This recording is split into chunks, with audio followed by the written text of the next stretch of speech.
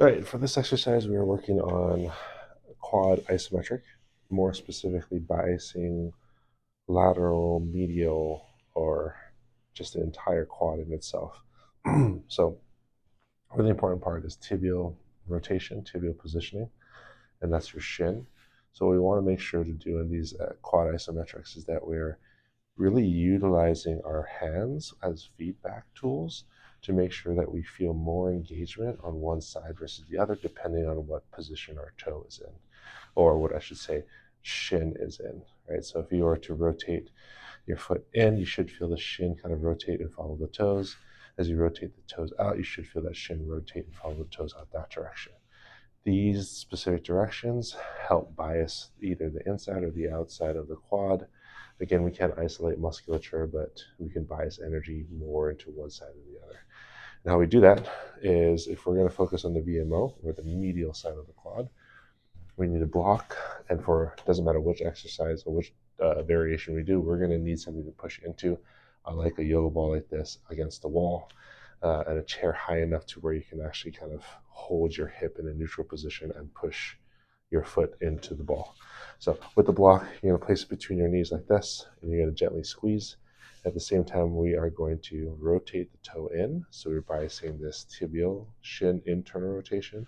And as we push into the ball, we should feel more engagement of the inside of the quad or the VMO.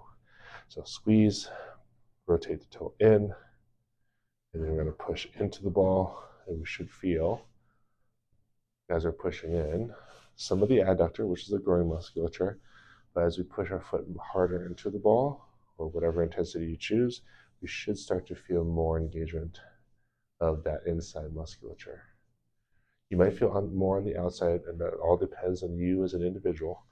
But let's say as you push, as you squeeze the ball, I want you to actually palpate. Use your thumb or your fingers to push on that muscle, the VMO. Do you feel that VMO kick in? Do you feel that muscle contract, or is it soft? And if it's soft, you can always make some adjustments, but we're looking for full engagement of that musculature. So we could also test tibial rotation out, so toe rotating out. You can see this toe rotating out. So what we're going to do is rotate the toe out. We're gently squeezing the block, and we're pushing into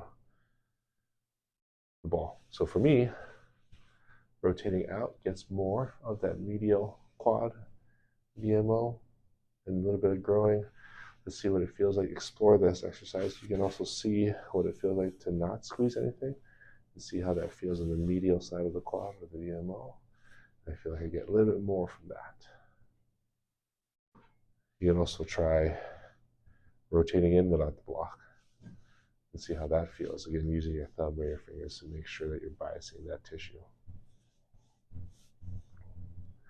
Again, you're in charge of that intensity, how hard you're pushing in to the block. Again, bias either toe in or toe out and see what actually gets more of that sensation in the inside or medial quad.